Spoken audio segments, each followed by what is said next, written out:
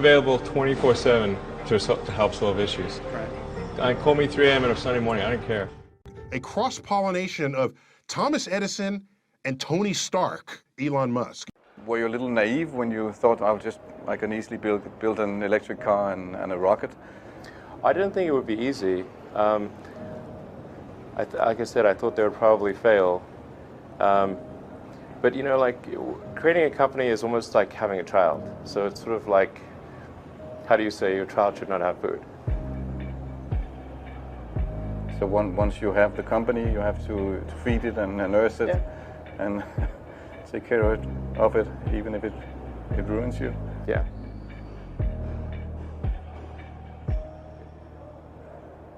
But suppose there were some tough times in 2008, end of 2008. How did you get through that period of crisis? Yeah. Can we just break for a second? Sure, of course. Yeah. You want to wait a little while? Man, I sure hope it was worth it. Sure hope it was worth it. It's everything. And I was borrowing money from friends to pay the rent. Well, I mean, Tesla really faced a severe threat of death due to the Model 3 production ramp. Essentially, the company was bleeding money like crazy, and just if we didn't solve these problems in a very short period of time, we would die. And it was extremely difficult to solve them. How close to death did you come? Within single-digit weeks. 22 hours a day, or like what? How many hours? I was working, so 7 days a week, sleeping in the factory. I worked in the paint shop, general assembly, body shop. You ever worry about yourself imploding? Like it's just too much? Absolutely. No one should put this many hours into work. This is not good. People should not work this hard. They should not do this. It's very painful. Painful in what sense?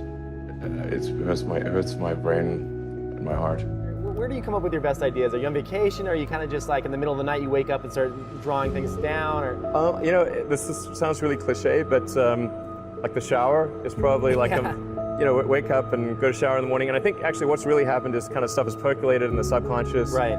And it's not really occurring in the shower, but you're kind of getting the results of last night's, you know, computation, basically. Right. Whatever area that you get into, given that, you know, even if you're the best, there's always a chance of failure. So I think it's important that you really like whatever you're doing. If you don't like it, life is too short. You know, I'd say, and also if you like what you're doing, you think about it even when you're not working. I mean, it's something that your mind is drawn to, and if you don't like it, you just really can't make it work, I think. When you had that third failure in a row, did you think, I need to pack this in? Never. Why not? I don't ever give up. I mean, I'd have to be dead or completely incapacitated. Starting a business, I'd say, number one is have a high pain threshold. That's it. There's a friend of mine who's got a good saying, which is that starting a company is like eating glass and staring into the abyss. Okay, that's generally what happens, because when you first start a company, there's lots of optimism and things are great, and then so happiness at first is high. Then you encounter all sorts of issues, and happiness will steadily decline, and then you'll go through a whole world of hurt. And then eventually, if you succeed, and in most cases you will not succeed, and Tesla almost didn't succeed, came very close to failure. Then if you succeed, then after a long time you will finally get back to happiness. I think too is you got to make sure that whatever you're doing is a great product or service. It has to be really great. And I go back to what I was saying earlier, where if you're a new company, I mean, unless it's like some new industry or new market that, if it's an untapped market, or then you have more ability to,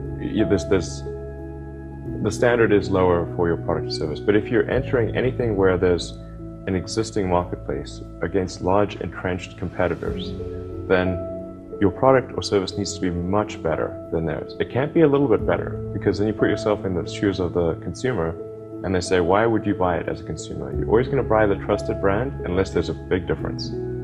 So a lot of times, you know, an entrepreneur will come up with something which is only slightly better. And it can't just be slightly better. It's got to be a lot better. Number 3, I'd say, is constantly seek criticism.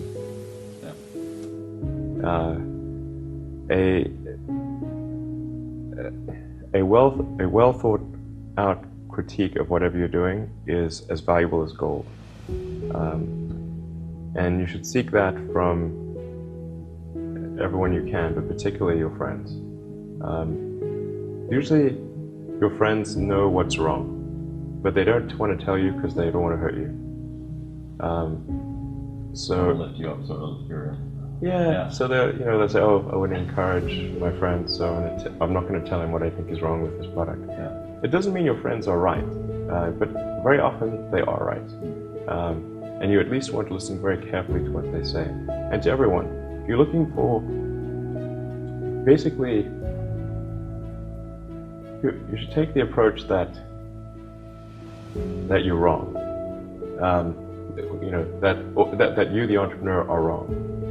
Your goal is to be less wrong.